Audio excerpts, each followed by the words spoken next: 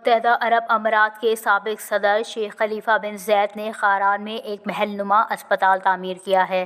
مگر اسپتال باہر سے خوبصورت اور اندر سے کھوکھلا ہے۔ اسپتال میں دیہی اور شہری علاقوں سے آنے والے مریضوں کو ادویات نہیں ملتی، جبکہ محکمہ صحت بلوچستان کی جانب سے اسپتال میں تھیلیسیمیا سینٹر کے نام پر بیڈ اور دیگر ضروریات کی فراہمی سمیت تھیلیسیمیا کے مریض معصوم بچوں کے لیے قیمتی ادویات بھی فراہم کی گئیں، مگر ضلع کے ڈویژنل ہیڈ کوارٹر اسپتال میں تھیلیسیمیا سینٹر پر تالے پڑ گئے ہیں اور تھیلیسیمیا سینٹر کے لیے فنڈز ملنے کے باوجود تھیلیسیمیا سینٹر فعال نہ ہو سکا۔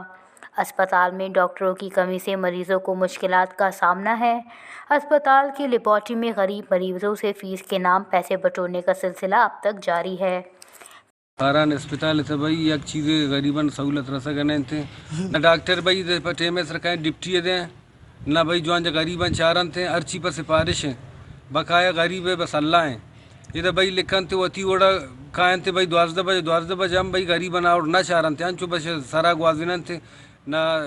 گولی دین تھے بس انچو پرچی دیں پرچی او دبر بھائی گھنٹے بوشت گوشی گولی نے بر بھائی پرائیویٹ اسپتال ہے اسپتال ہے ایک پونسٹان ہے پلیجری چیزی طرح رسم ہی انگا شاٹ ہیں غریب حیران کجا برون تھے وہ شاہ انتظامیہ ہے بھائی دس بندی اپیل ہیں کہ باید ان ڈاکٹران ٹائم ٹیبل پائبند کرنا۔ تھیلیسیمیا مریضوں کے تھیلیسیمیا سینٹر تو بند ہیں، مگر ان کے نام پر آنے والے سرکاری بلڈ بینک بھی مریضوں کو نہیں ملتے۔ اگر مل جائیں تو بدلے میں بلڈ بینک کے نام 200 فیس وصولی کی جاتی ہے،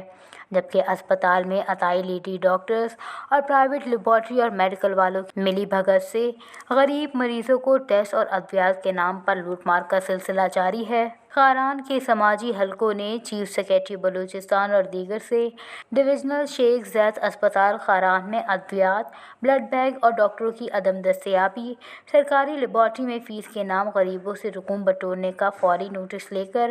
عوام کو طبی سہولیات کی فراہمی کا مطالبہ کیا ہے۔ Watch news Kharan.